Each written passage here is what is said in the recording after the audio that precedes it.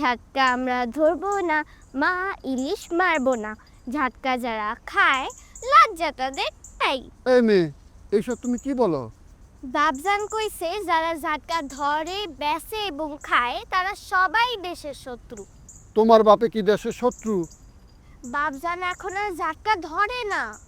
আরে মহাজন, মহাজন থেকে করি বাড়িতে। রতন, অনেকদিন হলো দাদনের টাকা নেও না, মাছ ধরতেও যাও না, এর লেগে খবর নিতে এসি। তোমার এই ছোট্ট মেয়েটার কথা শুনে ভীষণ লজ্জা পাইছি। এই গরু কিনলে কোন দিন? গরু কিনি নাই মহাজন, ওই ইলিশের ডিম ছাড়ার মৌসুমের 22 দিন নদীতে মাছ ধরা নিষিদ্ধ। তারপর 8 মাস জাটকা ধরা, বেচা, কেনা, পরিবহন, মজুদ নিষিদ্ধ এবং দণ্ডনীয় অপরাধ। তাই এই সময় দরিদ্র জেলেদের আয়ের বিকল্প ব্যবস্থা করতেই সরকারের ইলিশ প্রকল্প গরিব জেলেদের বকনাবাসু দিছে।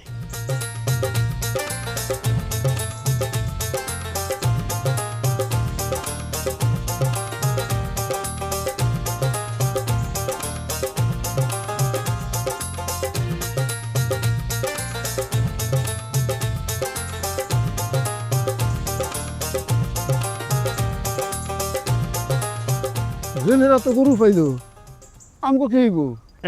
মহাজন, আপনারা ধনী মানুষ, 5-10টা গরু কিনা পালবেন, দেখেন মনে শান্তি পাইবেন।